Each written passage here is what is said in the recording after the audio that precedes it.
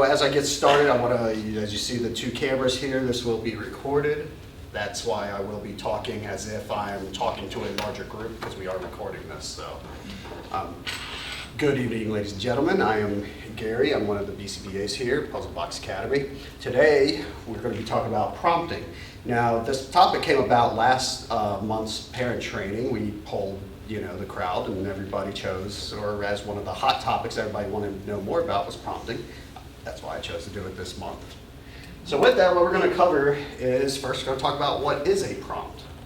We're also going to talk about types of prompts, and then we're going to define prompt fading strategies, and then we're going to talk briefly about prompt dependency. And then we'll have breakout sessions where we can then kind of discuss a little more of your questions at a more, a little more client-based, as you are probably going to have several questions, judging from the way the last breakout sessions went. It was very nice to have some cross-feeding of information. So with that, we're going to start off with what is a prompt. Now, I'm not going to bore you with the two book definitions that I have there, but a prompt is something that is added into the environment to help bring out a correct response. Or, simply put, prompts increase the likelihood that a specific desired behavior will occur. So, prompts we tend to put in after we tell a client, hey, do this, wash your hands. And then we add the prompts in there to help aid their response. So, depending on what level of learner you have, if you have an early learner, it's probably a hand-over-hand type response where we're teaching them how to go through the full motions of washing their hands. So with that, let's delve into this. How do we use prompts in ABA? Most with errorless learning, we don't really like to teach our kiddos by telling them, hey, you got that wrong, you're supposed to do it this way. We do it errorlessly, where we take them and prompt them through it, show them how it's supposed to be done, and gradually fade off those prompts. We also can use prompts for sometimes with compliance. Two-step prompting. Tell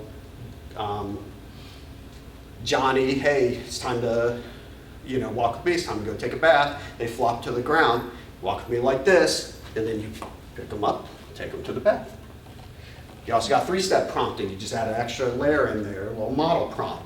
Let's say Johnny's playing with his train set, it's time to clean it up. Hey Johnny, time to clean up. Now you told him he's still playing with his train set. So then you say, hey, let's clean up like this. You pick up, you pick up the block, you say clean up like this, hoping that he engages in that behavior. And then if he doesn't, then it's hand over hand, take his hand, prompt him to put the block in there, and then over time they pick up and then you back off. So that's what your two-step, three-step prompting. We're going to talk a little more about that in a little bit. Types of prompts, I like throwing this in here just because if you do any kind of your own research in some of these terms, you're going to possibly run across these two terms, stimulus prompt and response prompt. So a stimulus prompt is something we do to the stimulus to increase the likelihood of them answering correctly. A lot of times, or the way that I like to show it, is usually with teaching. Let's say I'm trying to teach the kid to show me, when I say show me the dolphin out of an array, we have the array on the table. We could do things like show me the dolphin. Now that a dolphin's closer to them, increases the likelihood of them touching it. There's also color coding. We may put the dolphin on the red card. These two are on the white background to make it stand out more. May also change the font. Let's say you get a kid that was trying to teach them sight words, but in a listener responding format, show me the word dolphin, but I'll put dolphin as a larger font than the other two cards. So that's what we mean by stimulus prompt. It's something we're doing, changing to that initial stimulus to increase the likelihood of them answering correctly. Then there's response prompt. Well, that's mostly what in the in-home environment you guys are probably more used to seeing. That is, hey, clean up your toys. And then, as I described earlier with that three-step prompting, stepping in, we're prompting, adding that stimulus in, or that prompt in between the stimulus and the response, the behavior that we're looking for. to increase the likelihood of them engaging that behavior. I know it gets very definition heavy with this stuff, like that's why, and trust me, this is chopped down compared to what it could be. I mean, I think they dedicate whole courses in the master's level on just prompting. So types of prompts, the most common ones that we use: full physical, partial physical, verbal, gestural, modeling, visual or positional. Visual and positional, I color-coded them green because they are stimulus prompts. The other ones are more of your response prompts that we use. And this isn't all of them, but this is the most common ones that are utilized. So let's go through full physical prompt. Well, that's exactly what it is. We're fully engaged, fully physical. Sometimes we use the term hand over hand, where we take the client and, right on their hands and helping them go through whatever test. The tying shoes, it's a lot of fine motor skills involved in that, so having hand over hand and taking them through that. Then we go into the partial physical prompt. This is where we're not quite giving them the hand over hand support. We're fading that back. Now we're on their maybe elbows, forearms sometimes to help guide them through that task. And then we have the verbal prompt. Well, this is your verbalizations. This is your, it could be, let's say, a hand washing chain. Child standing there at the sink, just puts, or hasn't got the soaps, he cuts the water on, he's wets his hands, but then he's just standing there and you say, get soap. There's your verbal prompt. You also, we use it a lot with teaching speech. Cookie, teach a child, say cookie. The child looks like he's motivated for cookies, reaching for the cookie jar. Say cookie, they say cookie, and get the cookie. You throw that prompt in there. Teach a child to label an object. Hey, what is it? I show them a picture of an apple. Child, say, what is it? Apple. And the child echoes apple. Then they get whatever reinforcer for giving that good response. Hey, great job, Johnny. And give them, whatever they're working for, Skittle or something to that effect. And then gesture prompt. This is just what it says, gesturing. We're not using our words to gesture it, we're using pointing. Let's say, you point to this after you say it's time to clean up, and then you point to this, and then the kid picks it up and puts it in there. There's a nice gesture. Another good example, as I used earlier with the hand washing with get soap. Instead of saying get soap, went to the soap dispenser. It works quite effectively, actually, with a lot of the kiddos I work with. So with that, we have this prompting hierarchy, which we're actually going to build on quite a bit. As you can tell, we tend to like to start off, most intrusive, maybe go to least intrusive, or sometimes we gotta go least to most. But with this hierarchy, your most intrusive, full physical, you have your partial physical, visual, positional, verbal, gestural, natural cue, that is just that initial stimulus. Hey, clean up. Hey, wash your hands. Go to the potty, whatever the case may be. Again, some of our common strategies, most to least, going from that full physical all the way back. We'll get into really defining these a little more in subsequent slides, but going from that most intrusive to least intrusive prompt level. Least to most, going from the least intrusive to most intrusive, depending on the situation. And then graduated guidance, we're really going to kind of get into that one a little more. That one's actually more of a least to most prompting, and I'll get more into kind of the difference there between that and least to most in just a few minutes. I did want to touch on this before we really dig into least to most and most to least prompting is prompt fading. So if you hear me use the term fading out, that means we're fading out the prompt. We're going from most to least. If I say fading in, we're adding a prompt, so we're going least to most, is typically how that is going to be used there.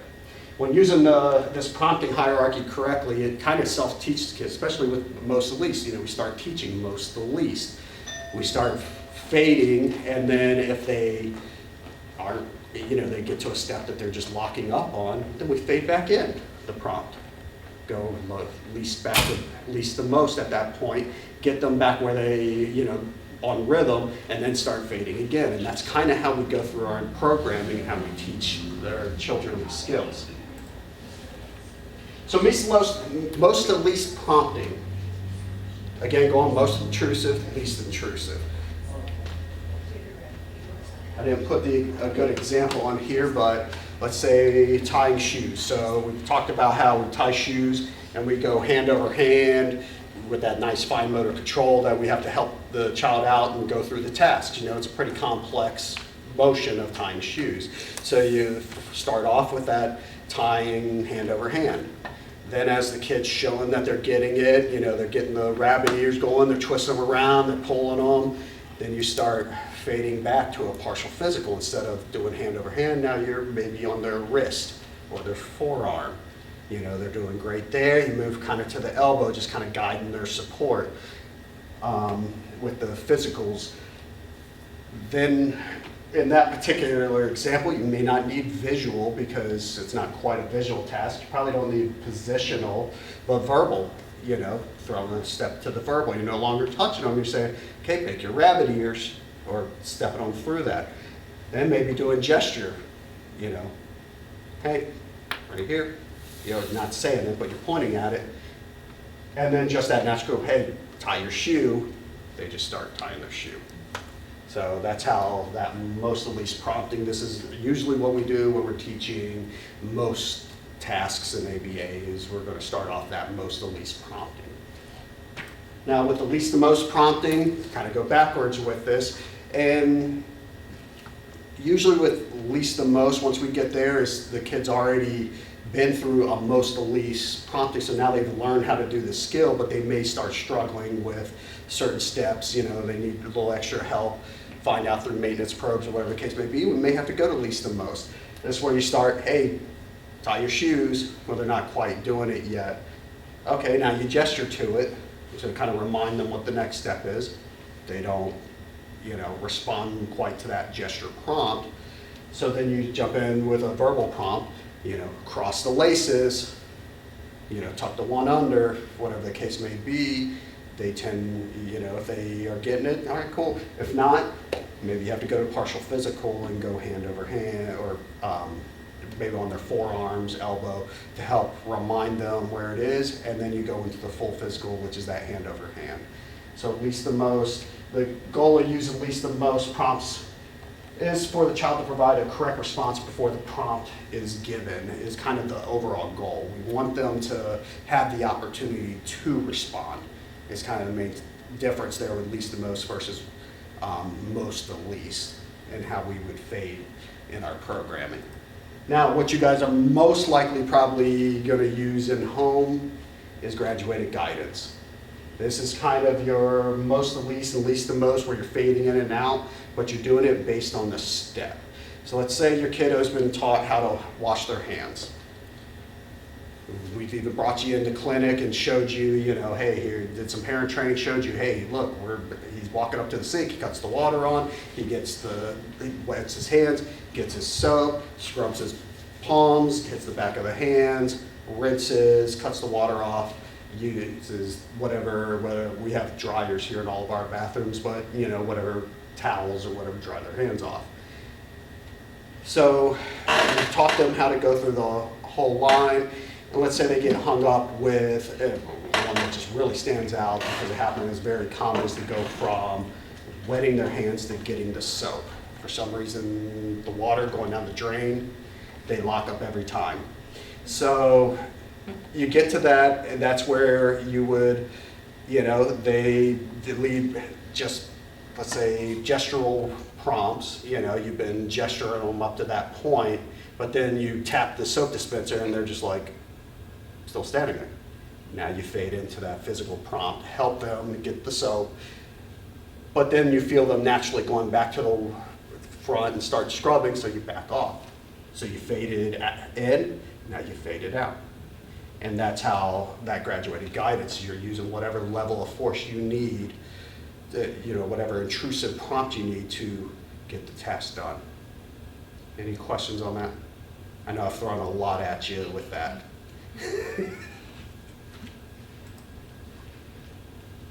Well, here's the example that I just gave you guys. Actually, I forgot that I dedicated a whole slide to the example of washing hands. So two-step and three-step prompting. As I described earlier, two-step prompting kind of uses a lot with transitions, kind of that compliance thing. You get a kiddo that likes to flop when it's, hey, it's time to go to here, and they, flop down. Walk with me like this. You pick them up and guide them, and right as soon as they start walking on your arm, you fade back, and now they should be walking with you. You may have to occasionally give them a little bump on the shoulder just to keep them with you, but that's in theory how that two-step prompting works. Three-step prompting, as I described earlier, time to clean up. Child keeps playing. Clean up like this. This is where you're modeling, the cleanup. Clean up like this. They continue to play, haven't quite complied with it. Now you come in full physical or partial physical, what you need, whatever prompt you need to get them to start cleaning up, to get them to grab, put it in. You may have to do one other, then you can start fading back maybe to the elbow. Now you can start fading back and they start actually, complying with the demand. That is a common thing that I've even seen. I think I used it just earlier today, believe it or not, with one of our kiddos in the pre-K room. Any questions on that?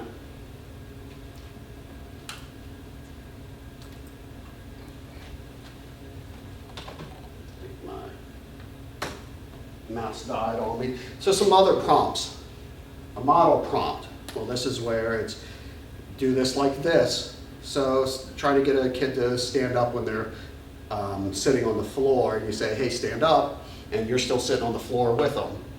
Hey, stand up. They don't stand up yet. Then you stand up like this to show them exactly what you want them to do, and then see if that helps. That's your model prompt. Building Legos, playing with cars, 2 examples that I put there.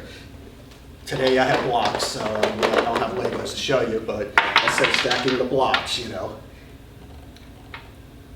Do this like this, and then the kid, does it like that. I've done that exercise with some of the younger learners when I was up at the Rockledge Clinic, getting them to play with different toys the correct way, playing with cars. I may sit down next to a kid that hasn't quite grasped the functional play of a car and just start playing the car like I used to as a kid. Crash some cars together, spin them and make them do donuts, stuff like that. Eventually the kids start imitating that and start going into that. I'm providing them that model prompt to get them to play functional with the thing. Visual prompts, visual schedules.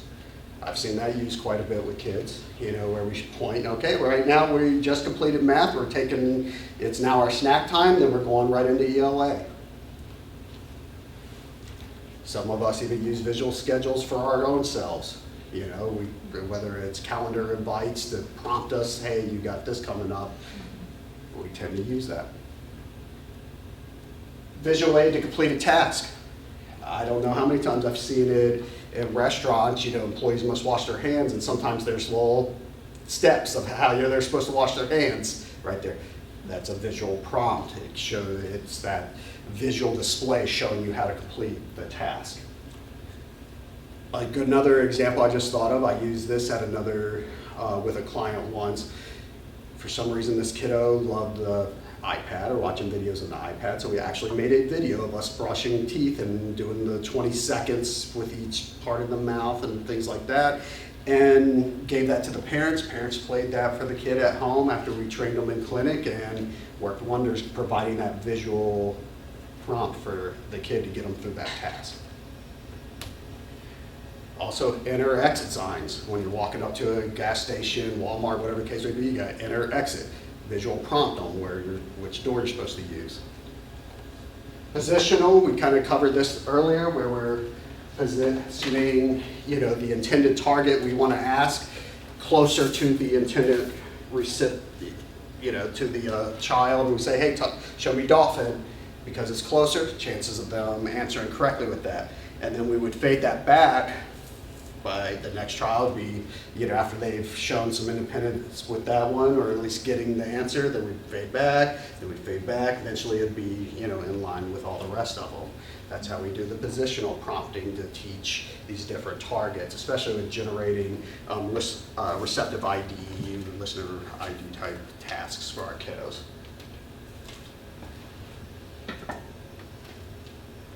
Time delay prompts. This one, the one that I've used this the most with is teaching kids how to tap, building their verbal ability with things. You know, you say to a kid, what is it? Tiger. I just gave them the answer, 0-second prompt. What is it? Tiger. They echo tiger. Hey, good job. That is a tiger. After they have a few sets of that and they're starting to get it, maybe I'll fade back to 3 seconds. It gives them a slight opportunity to answer independently. Hey, what is it? Tiger. Then they echo tiger. Then we go to the 5-second. Usually by the time we get to 5 seconds, in my experience with kids and teaching them the tasks, by the time they get the 5-second prompts, they actually can get 2 or 3 responses independently before I have to initiate that 5-second prompt. And my example up there, the same exact thing that I showed, but just using the word apple. I just don't have a picture of the apple at the moment. Prompt dependency. This one's actually one that's very common with some of our kiddos, where they just get so used to being told how to do the task that they become dependent on being prompted.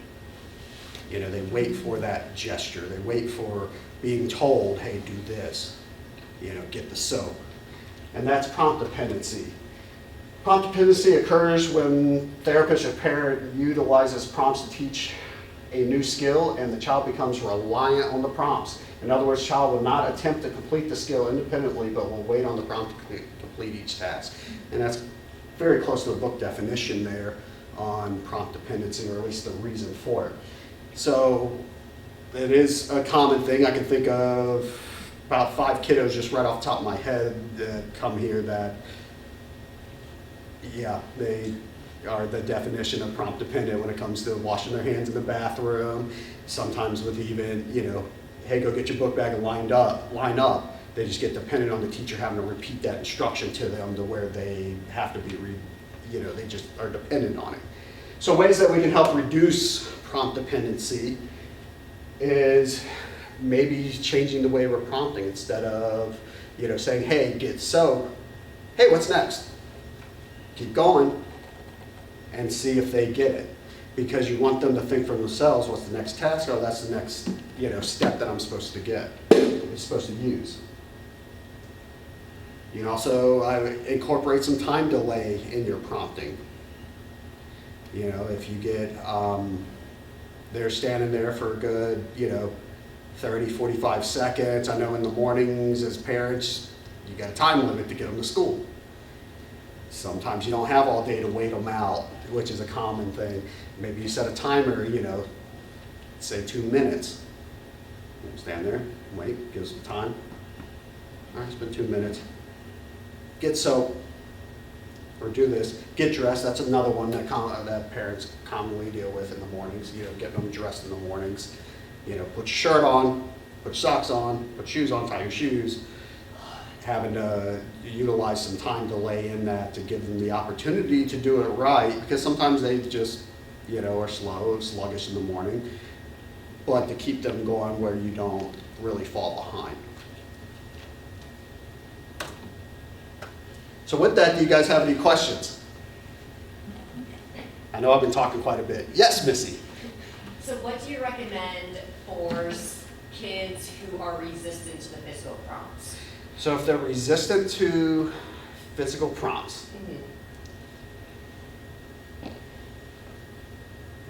probably the first thing that I would do is remind them what they're working for. And then usually you get the other behaviors with that, your non-compliance. A lot of times some flopping in there, negative vocalizations. So at that point, you want to first make sure that you do have that a contingency set up beforehand. Hey, you are working to eat Fruit Loops for breakfast, let's say. And the kid's really motivated for it, but they're resisting the prompts that go through with it. They start engaging in problem behaviors. Hey, remember, you're working for Fruit Loops. And then try to get them going and try to fade You may want to try a lesser intrusive prompt to try to prevent them from fighting you too much, but then fade in and get it done. Sometimes you have to follow through roughly, as I'd like to put it. It looks bad, it may sound bad, but you're hand over hand and they're fighting to get the task done. I've had to do that with kids brushing their teeth, washing their hands. I remember one kid was fighting just getting wiped after a bowel movement. So, does that answer your question? It does. Do you have any other examples of how you would go about doing it? Simply the same, recommend reminding what we're earning. Even if they have the language at that point, remind them like, hey, I know you don't like when we put hands on you, not a choice. You either gotta do this or we will do this. You can do it yourself or we will help you. Same thing. Any other questions? All right, well, I have a scenario here, and George is learning to tie his shoes. His parents use hand-over-hand approach to teach George the steps. After a few days, George's parents help by supporting his forearms while he performs the steps. After another week, George's parents support his elbows while he completes the task. One more week goes by, and now George is able to perform the steps with gestural prompts from his parents. After 2 more weeks go by, George's progress seems to have stalled. George seems to be waiting for his parents' gesture before completing the required steps. What types of prompts are being used initially to teach George the skill? Question 2, what prompting strategy is George's parents using? And question 3, why is George's progress stalled? All right, for those watching at home, please answer the questions best you can and send them in with your child to their next day that they're here at school or up at Rockledge. Thank you and have a great day.